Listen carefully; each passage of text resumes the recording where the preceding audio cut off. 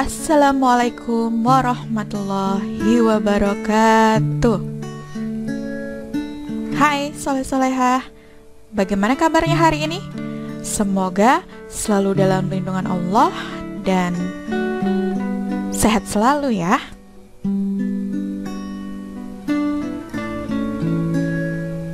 Baik, berjumpa lagi dengan Ustazah Siska.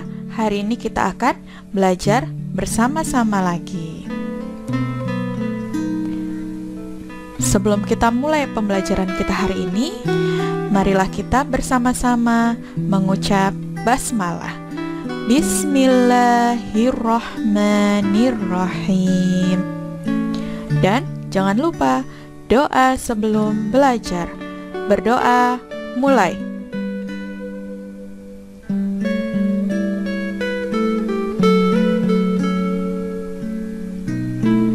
Selesai.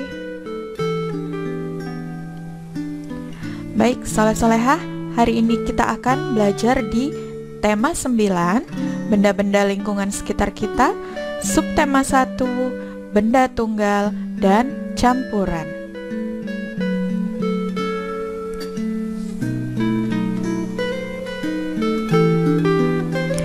Allah lah yang menciptakan 7 langit dan seperti itu pula bumi. Perintah Allah berlaku padanya, agar kamu mengetahui bahwasanya Allah Maha Kuasa atas segala sesuatu. Dan sesungguhnya Allah ilmunya benar-benar meliputi segala sesuatu. Quran Surah At-Talaq ayat 12.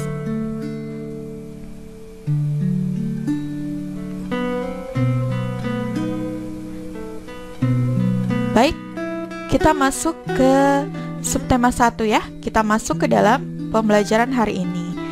Nah, di awal kita akan belajar di muatan bahasa Indonesia. Menjelaskan isi iklan dalam media cetak. Sebelum kita menjelaskan isi iklan, kita harus tahu dulu apa sih pengertian iklan. Di sini pengertian iklan adalah informasi untuk mendorong, membujuk, atau memberikan pengaruh kepada pembaca agar tertarik pada barang atau jasa yang ditawarkan. Iklan disajikan dalam bentuk media cetak dan media elektronik. Iklan media cetak merupakan iklan yang ditulis dan dicetak. Contoh media cetak yaitu koran, majalah, tabloid, brosur, atau baliho. Sedangkan contoh media elektronik contohnya adalah televisi, radio, komputer, dan sebagainya. Menjelaskan unsur-unsur iklan media cetak. Nah, di awal tadi kita sudah mengetahui bahwa iklan media cetak itu berarti iklan yang ditulis dan dicetak. Contohnya, misalnya iklan yang ada di koran, majalah, brosur, seperti itu ya. Nah, iklan media cetak itu memiliki unsur-unsur sebagai berikut. Yang pertama ada judul iklan. Yang kedua, isi iklan. Yang ketiga, sumber iklan. Yang keempat, ada deskripsi produk. Dan yang terakhir, alamat dan nomor kontak sumber. Jadi ketika kita ingin membuat iklan, dalam iklan kita itu harus memenuhi unsur-unsur ini. Ketika kita membuat iklan, kita harus cantumkan judul iklannya apa, isi iklannya apa, kemudian deskripsi produknya, iklan kita tentang apa. Lalu di akhir kita sertakan alamat dan nomor kontak kita. Supaya apa? Supaya ketika orang tersebut tertarik dengan iklan kita, maka orang tersebut akan langsung menghubungi kita. Jenis-jenis iklan dalam media cetak. Berdasarkan fungsinya, iklan dibedakan menjadi beberapa jenis sebagai berikut. Ada iklan pemberitahuan, iklan undangan, iklan layanan masyarakat, iklan permintaan, iklan penawaran. Iklan juga dibedakan berdasarkan bentuknya. Apa saja ya? Ada iklan baris dan iklan kolom. Biasanya iklan baris dan iklan kolom ini kita akan temukan di dalam koran. Berdasarkan isinya, iklan harus memenuhi syarat-syarat antara lain sebagai berikut. Penyampaian iklan harus objektif dan jujur. Deskripsi singkat, jelas, dan mudah dipahami. Iklan tidak menyinggung pihak lain dan menarik perhatian masyarakat. Misalnya dari gambarnya, ketika orang melihat iklan kita sudah wow, penasaran, lalu membaca iklan tersebut dan akhirnya tertarik untuk membeli suatu produk yang kita iklankan. Berdasarkan bahasanya, iklan harus memenuhi syarat berikut. Pertama, menggunakan pilihan kata yang tepat, menarik, logis, dan sopan. Kedua, kalimat yang digunakan memikat masyarakat. Ketiga, bahasa yang digunakan disusun untuk menonjolkan informasi yang penting, seperti keunggulan produk atau promosi. Dan yang keempat, teks iklan harus menuju sasaran yang tepat. Jadi iklan kita itu ditujukan kepada siapa? Misalnya kalau kita lihat iklan di TV, iklan tentang pakaian. Nah, pakaian itu ditujukan kepada siapa? Kepada laki-laki, kepada perempuan, kepada orang dewasa, atau kepada anak-anak. Dalam iklan terdapat nama produk, sumber, deskripsi produk, serta alamat dan nomor kontak sumber. Nah, ini adalah unsur-unsur yang harus terdapat pada iklan tadi ya. Iklan yang baik dapat membuat perubahan pada masyarakat yang menyimak iklan tersebut, baik itu sikap, pola pikir, perilaku, dan pola hidup. Sedangkan iklan untuk penawaran produk, iklan yang baik akan membuat pembaca tertarik untuk menggunakan produk dari iklan tersebut.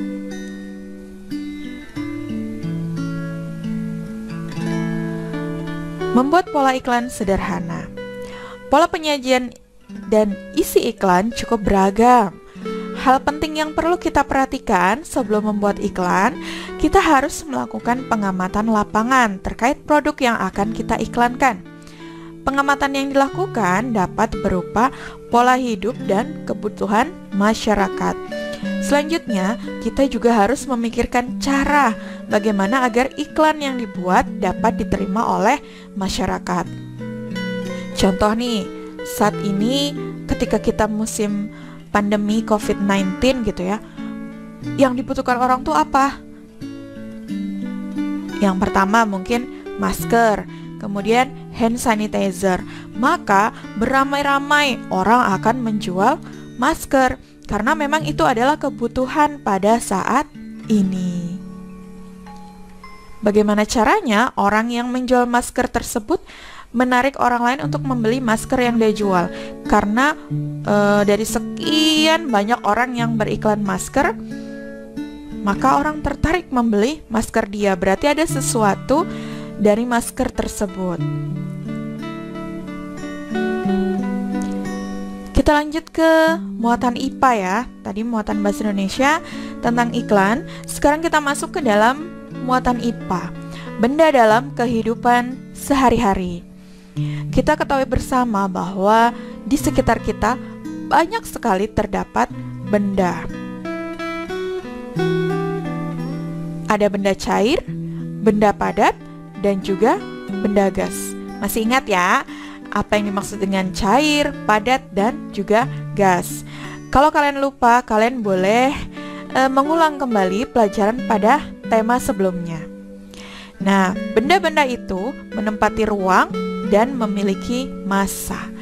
Artinya, benda-benda itu bisa diukur volumenya dan bisa ditimbang massanya. Segala sesuatu yang memiliki massa disebut dengan materi.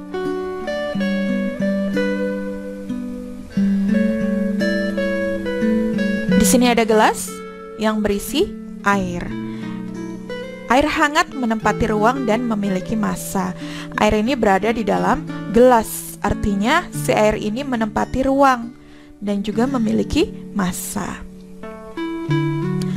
Sama halnya dengan susu bubuk, susu ini berada di dalam kaleng. Susu bubuk tersebut menempati ruang dan juga memiliki massa. Air hangat dan susu bubuk termasuk materi.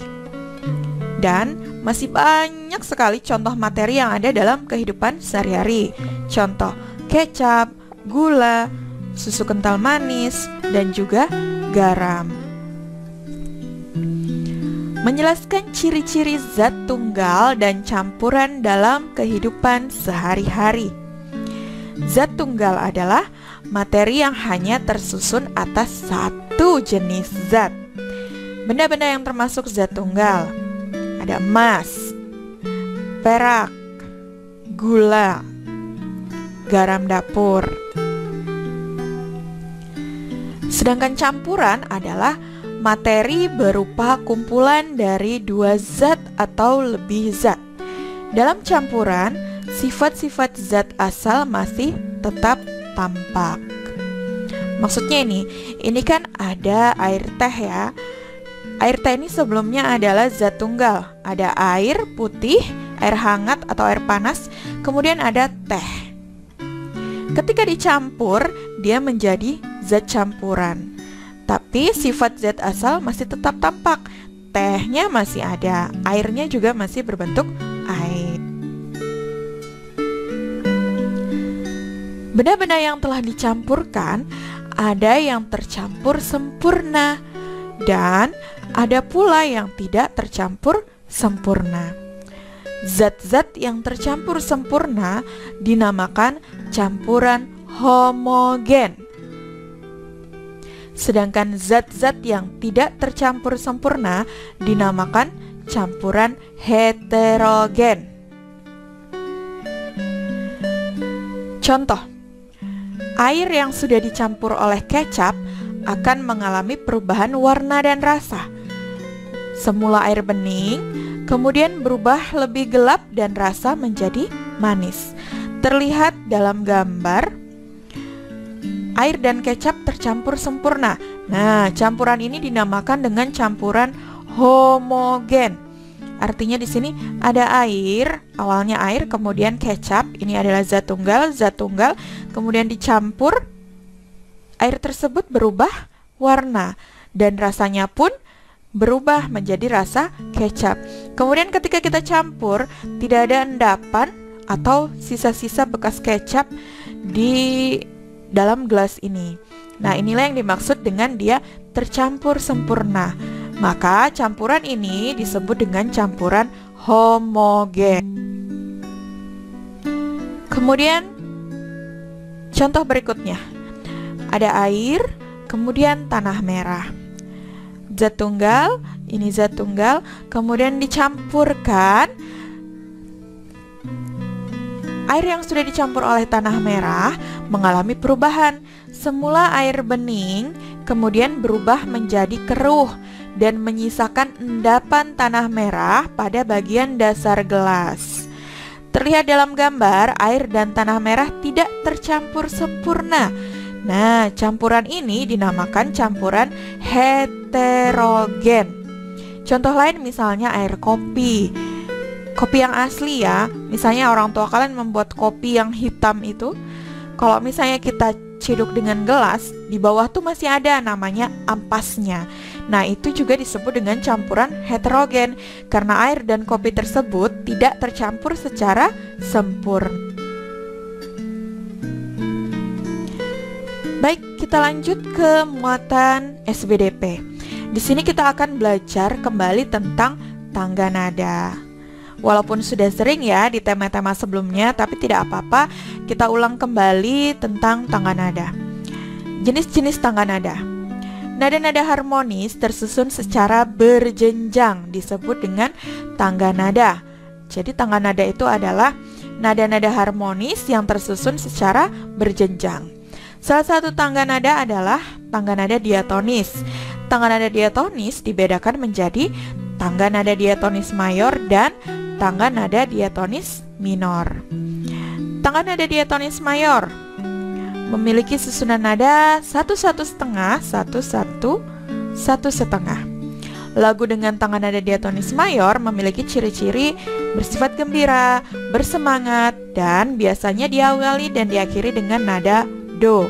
Contoh lagunya Maju Tak Gentar, Hari Merdeka, dan Indonesia Raya. Nah, ketiga lagu ini adalah contoh lagu-lagu yang ketika dinyanyikan, maka kita harus menyanyikannya dengan semangat, dengan bergembira.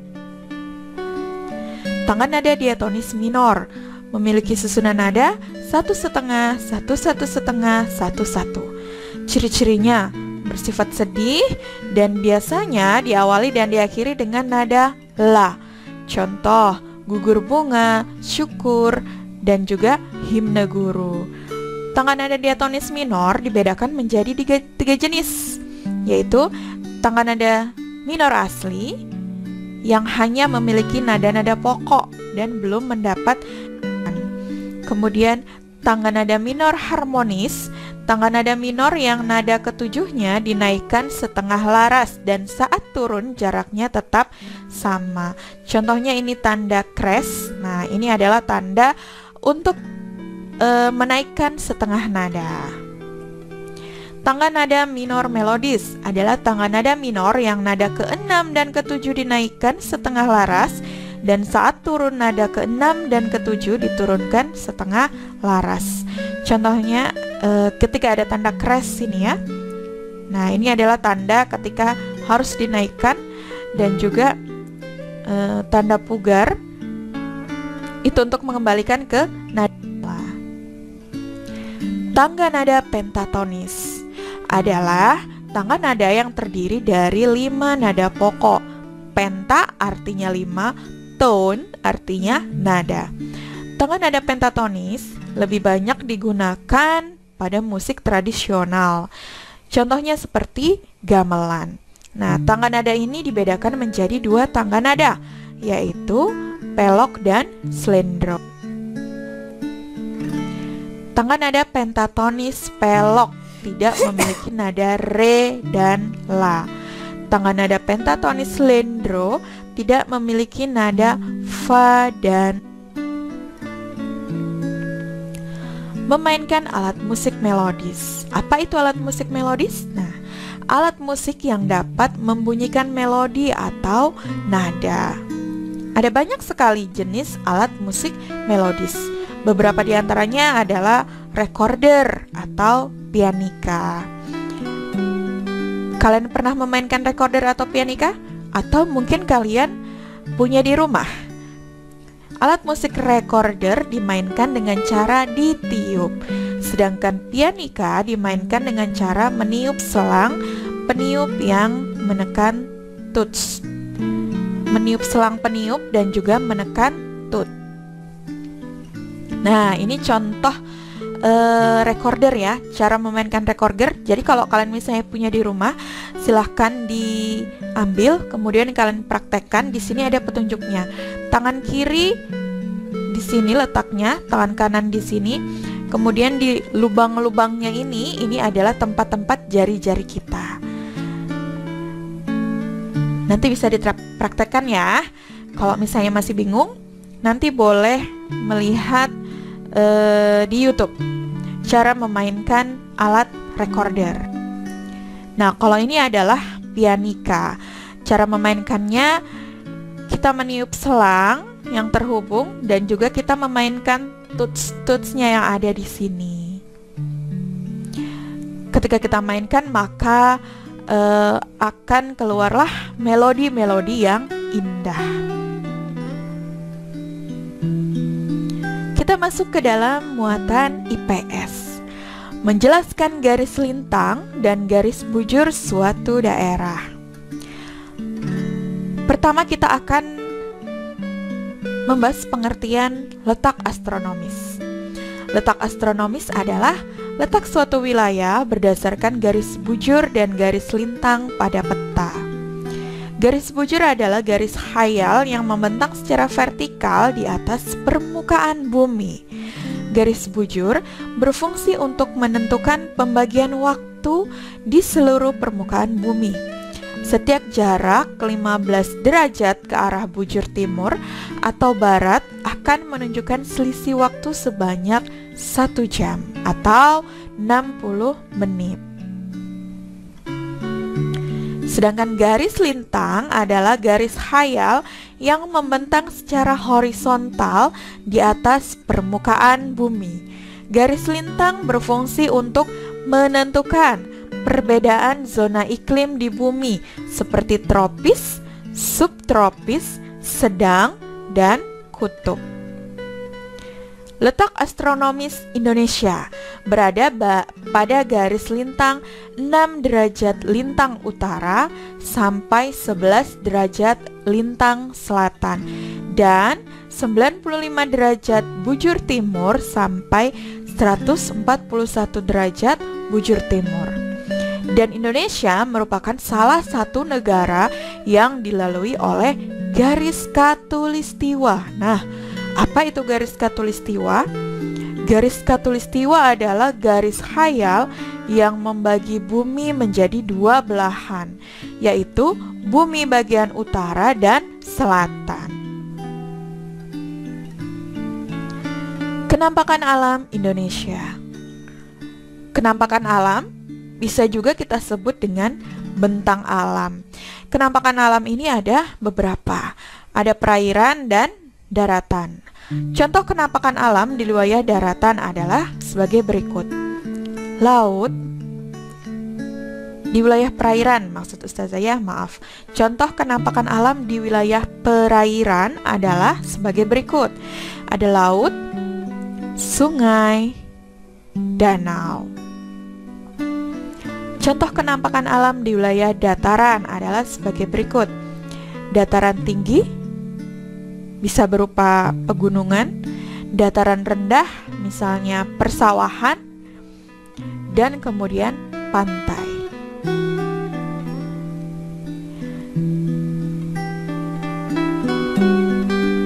Kita masuk ke dalam muatan PPKN tentang menjaga persatuan dan kesatuan. Kita tahu bersama di Indonesia itu ada yang disebut dengan peristiwa Sumpah Pemuda. Pada peristiwa Sumpah Pemuda itu mengajarkan kepada kita agar kita memiliki semangat persatuan tanpa melihat perbedaan untuk mencapai cita-cita yang sama, yaitu apa? Yaitu kemerdekaan Indonesia. Tujuan negara Indonesia setelah merdeka adalah mewujudkan kesejahteraan bagi seluruh rakyat Indonesia. Nah, artinya saat ini ketika Indonesia sudah merdeka, maka itulah yang akan menjadi tujuan Indonesia, mewujudkan kesejahteraan bagi seluruh rakyat.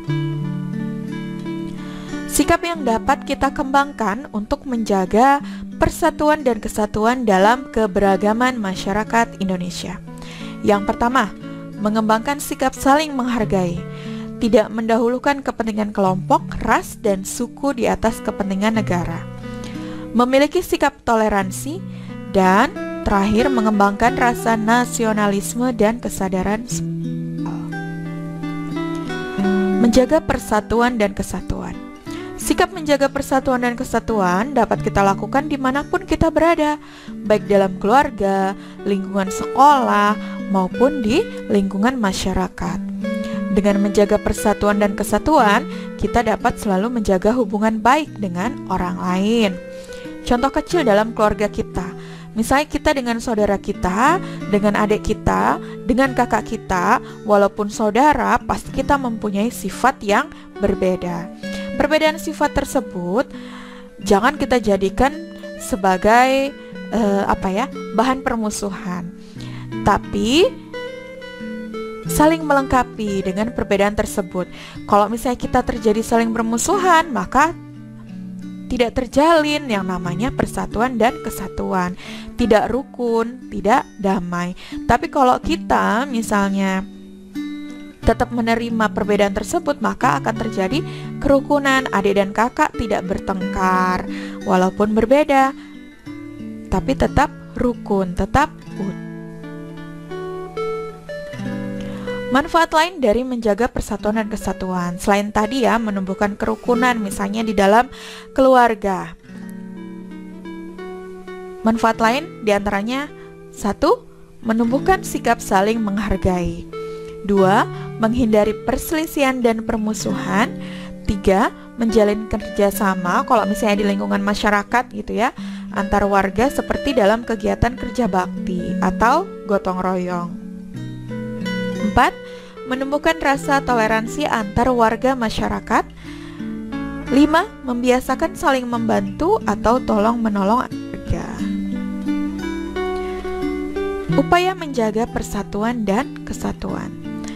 Contoh-contoh kegiatan yang dapat kita lakukan untuk memperkokoh kerukunan sebagai upaya menjaga persatuan dan kesatuan bangsa Indonesia.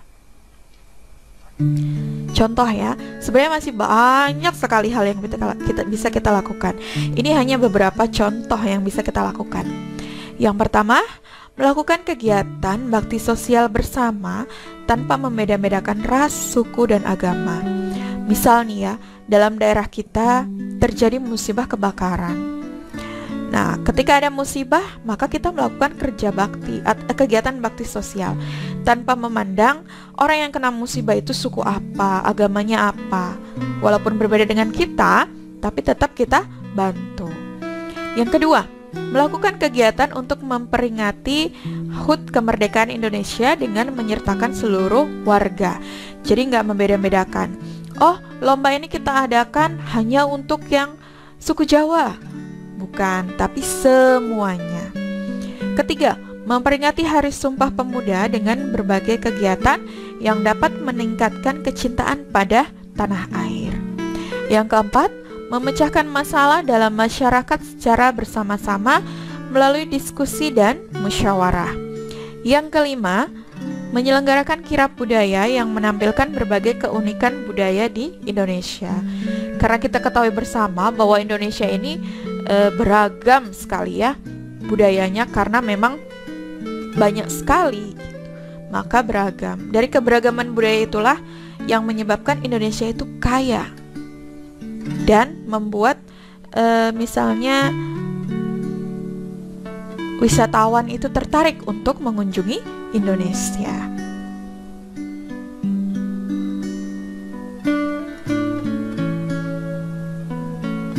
Baik, alhamdulillahirrabbilalamin, kita sampai di penghujung materi. Dari materi tadi, di tema 9, subtema 1, jika memang kalian ada yang ingin ditanyakan, silahkan bertanya, jangan malu-malu. Silahkan dijapri wali kelasnya masing-masing. Jangan lupa untuk selalu diulang-ulang pelajarannya di rumah. Boleh dengan cara membaca buku paketnya atau menyimak kembali video-video pembelajaran yang sudah dibuat oleh ustadz-ustazahnya. Baik soleh-solehah, tetap semangat ya. Juga puasanya tetap semangat. Walaupun kita sedang berpuasa, bukan alasan kita untuk bermalas-malasan. Jangan lupa tetap semangat belajar, tetap semangat ibadahnya, apalagi pada bulan Ramadan. Tetap semangat untuk berbuat kebaikan, karena kebaikan kita di bulan Ramadan itu pahalanya dilipat gandakan oleh Allah. Ya, oke, soleh-soleha, semangat. Ustazah mohon maaf jika ada salah-salah kata. Ustazah akhiri. Wassalamualaikum warahmatullahi wabarakatuh.